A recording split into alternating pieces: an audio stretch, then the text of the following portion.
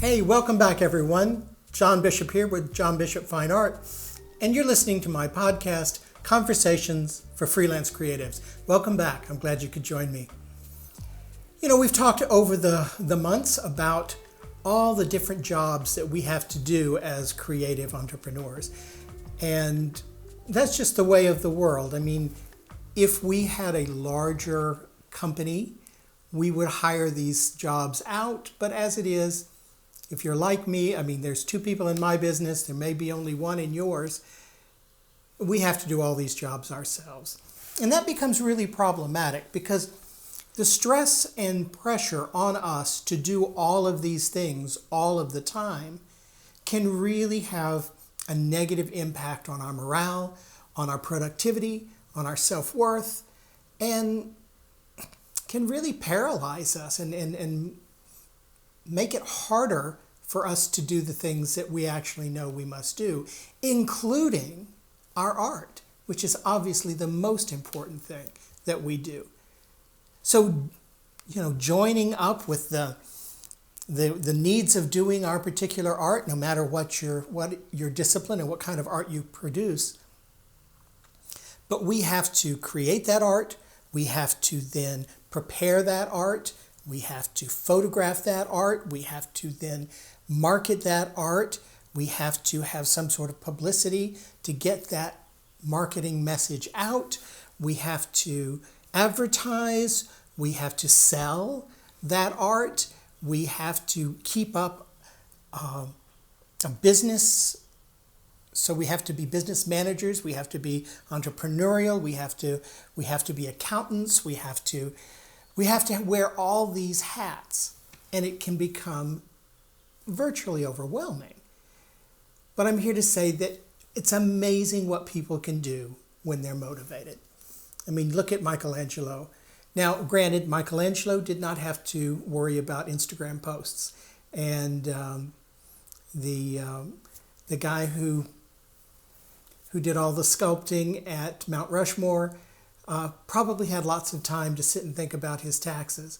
So I know that it's very, very difficult for us in this time. I mean, there was a time when you would just sit at home and paint, or in your studio and paint, and some rich aristocratic family or some great industrialist would come along and buy your art and bring you to live at their house or in their palace and become your patron for life. That's just not happening that way anymore. Just as well, I like living at home. But my point is that though times have changed and technology has changed and the kind of responsibilities and duties that are hoisted upon us have seemed certainly to grow, it's not overwhelming. It can't be overwhelming. We can't let it be overwhelming. And I did a whole video on this last season on permission. And so I'm going to give my permission speech yet again. And that is that you do have permission to take any of these hurdles at your own pace. You don't have to compete with others.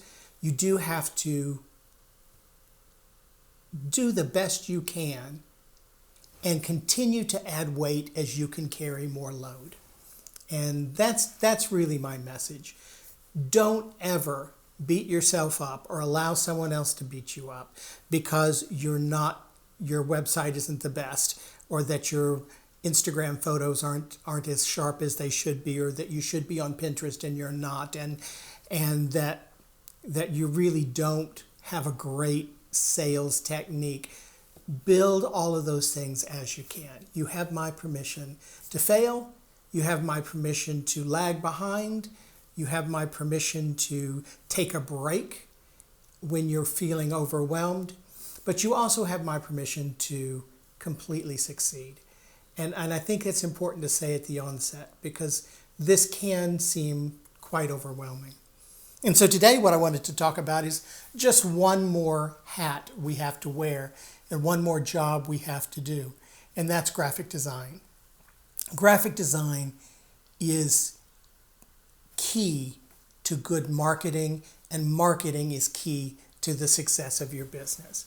And whether you realize it or not, or like it or not, we're all running small businesses. And I think everybody here understands that. You know, graphic design is a lot more than just pretty pictures and layout. It is certainly those things, but it's more than that. Graphic design is a real communication tool that we have to communicate with our customers. And it becomes hugely important that that graphic message doesn't detract from our brand and that it, in fact, enhances our business. And it can do that. It certainly does that. And you can see it all around you. Just look at the magnificent marketing that is done through graphic design and through that kind of visual marketing that takes place all around us. And the thing that we notice about really strong graphic design is that it conveys messages, subliminal messages, to us all. We've all looked at a website and said, wow, that looks really amateurish, or that looks even creepy. I want to shy away from this business, this company, this person, because they're really obviously not professional enough. And that's a judgment you make just by looking at the layout of their webpage or trying to navigate their webpage. We've seen it, and a really slick website convinces us that we're dealing with somebody who is professional, someone who is knowledgeable, someone who is trustworthy, and someone who is successful. And all those things can be communicated simply by the way your message is presented. And I think it is incredibly important that we realize how big a job that graphic design does for us. It's not something to mess with. It's not just layout on a page. It's not just colors and fonts. It's all of that, but it's a real communication tool that says to your client who you are, where you are in your journey, and whether or not they should continue interacting with you. That's huge. Now, granted, the best way to do this is to hire somebody who's really, really good at it. I mean, the professional acumen and the strength of a good professional graphic designer is incalculable, right? But we can't all afford that. And so we're going to, like so many other things in our business, we're going to have to do the best we can, do this job ourselves until we are successful enough to hire the big, successful, professional graphic designers to do the work for us and take us to the next level. So we just have to admit it, we're going to have to do this ourselves. Now, there's some statistics that I found looking when I was researching for this podcast, and it said that 90% of what enters our brain is visual. Now that's pretty huge, and that the brain absorbs an image, a message from an image, 60,000 times faster than you can absorb it by reading text. So when you think about it, if you've got a blog post, if you've got a bit of advertising, you've got a video out there, your visual message has been interpreted before they ever read your text, even if what you're transmitting is largely text. So you can actually taint a person's experience of your witty text, of your great copy, before they've even read it. And conversely, you can elevate your text with good graphic design before they've even read the text. That's very, very powerful and something we have to consider. And then you have to add to that 65% of people, myself included, we're visual learners, that we're going to react better as far as internalizing and learning things by seeing pictures, infographics, charts, photographs, videos are going to help us absorb information better than just text alone. So we're going to have to buy into this. It's simply that important. So what all of this brings us to is our branding. Our graphic design, including photos, images, graphics, video, however that is presented, that all has to be building our brand. And think about all those companies that are really, really good at branding. Think about Coca-Cola. Think about Nike, Mercedes, Rolls-Royce. These are things that we recognize, these brands we recognize on sight. And we know something about these companies because of our long-lasting relationship with them and their marketing and our experience with the products as well. Imagine how long Coca-Cola has maintained its logo, its classic signature script, font. That's hugely impactful over generations, right? So you want to be very, very clear with your branding, and that's what your first goal of your marketing, your graphic design is going to do. It's imperative that you don't change your branding too often. Bogdan is incredibly creative, and he loves coming up with graphic images and new logos and new presentations. And we always kind of clash because I'm like, keep the logo the same, but change the things around it, freshen it up perhaps, but never lose the logo. We've got the ladybug as our logo. And that becomes really important for branding. You want people to be able to build a relationship with your brand. And that means that you have to understand your brand. And big companies and organizations have style guides. And we should have our own style guides. We should know the colors that we use, and we should be true to those colors. We should know fonts that we use. We should know the kinds of kind of vibe, the graphic design that goes into our look, whether that's fresh and green, or if it's more moody and dark, whether it's very floral, whether it's more minimalist. Know those designed elements in your brand and follow them. Write them down if you have to. That's what the big companies do. We need to be true to our branding. Remember, too, that as we create all of this content that we're spewing out there about our brands, it's not just what we're putting out in advertising and in publicity and things, but when we share things with others on Instagram, on social media, people will pick that up and forward it on. So they're actually passing our branding on for us. There's free advertising going on here.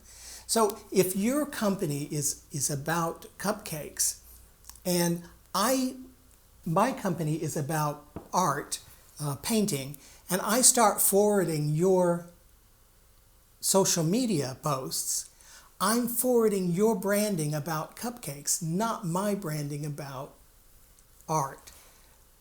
So it's free advertising. And so having a strong, clear branding design, graphic design, as well as visual design is imperative. So what do you do if you can't afford to hire the best graphic designer out there? Well, you have to look at some options. Now, I'm going to mention a few that I've looked at. I don't get paid by any of these people. I'm not endorsing. There's no pay endorsement going on here. But the first thing that I find magnificent is Pantone. You can look these up. I'll put information in the description if that's helpful. But Pantone actually comes out with color of the year and certain style elements, and they do annual reporting that kind of predicts what's going to happen next year. And it's amazing to me because I read these reports and the next year that's what I see going on through advertising.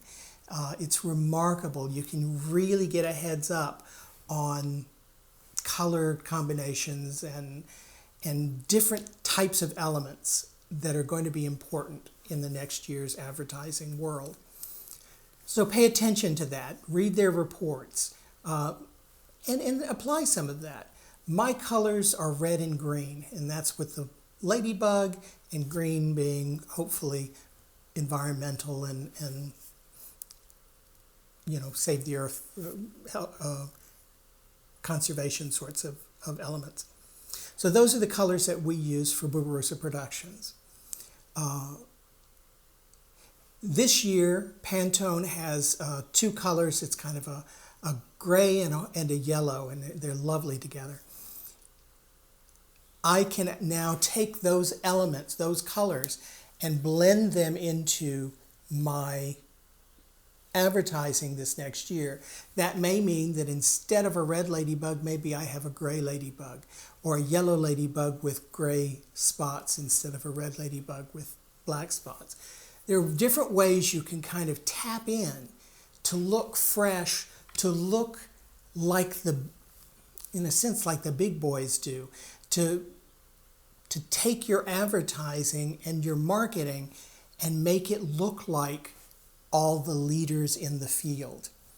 I'm not saying you should throw out your branding. Be very, very careful not to. But there's some great, great tips that you're going to get through Pantone if you're paying attention. I just find it amazing. But how do you actually, what if you don't have talent you'd think that artists would be really, really good at presenting themselves graphically, and it just doesn't appear to be the case. What I do find, too, is that the people who are, if you are already a graphic designer, you may have all of this down pat, and I'd love to hear your comments. But what I also find is that a lot of times people who are graphic designers spend all of their energy and talent on their customers, building those brands, building those kinds of projects that they have. And they don't end up spending a lot of time developing their own. That certainly happens with us with video and photography. We do all this great video work for customers. And then when we went back and looked at our website, there was very little video about us, showing what we do and what we can do. So I know that that's a real concern. But if you can't afford to go out and buy and hire these people, and you really don't have the kind of talent, what are you supposed to do? Well, if you're not familiar with Fiverr, there's an option. Fiverr was, I think, originally set up to that, all jobs were $5. They're more than that now, depending upon how involved they get. But Fiverr has hundreds of thousands of freelancers from around the world who are willing to do kind of gig work, project-based work for quite little money. So if you need a logo, if you need certain design layout that you're going to use again and again, or if you're looking for certain characters or certain infographics, you could get a lot of that work done by someone who is a freelancer somewhere around the world, and you could probably get it for a lot less money. Now, what often happens with Fiverr is there's so many people and there's so many geographical distribution involved that you don't necessarily know exactly who you're dealing with. You don't always get the quality that you would like. You get what you pay for. If it's very, very cheap, maybe it won't be very, very good. And there are some posers out there.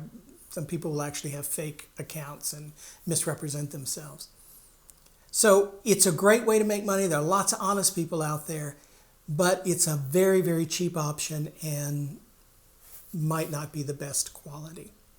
But could be a very good option for some things that you're doing. You could also look at Upwork. Upwork is a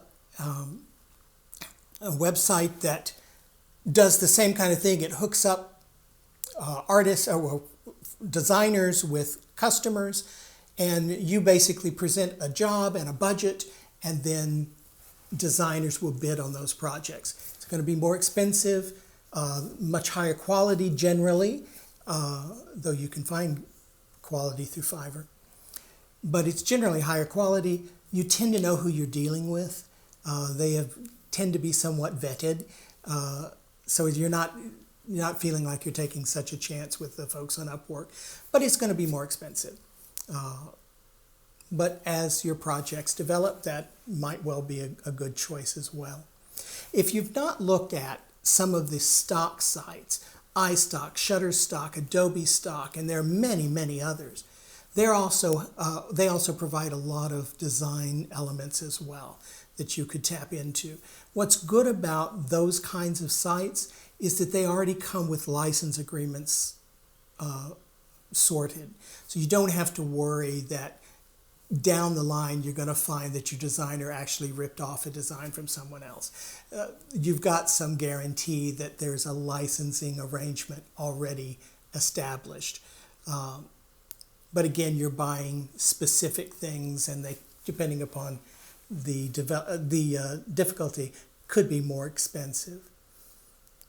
So if you're going to do it yourself, and you don't really have the skills to do Photoshop that well, because it's more involved, and you should learn it, but it may take you longer. There are other products like PicMonkey. PicMonkey will give you, it's much easier to use. You can use templates and plug and play kinds of things.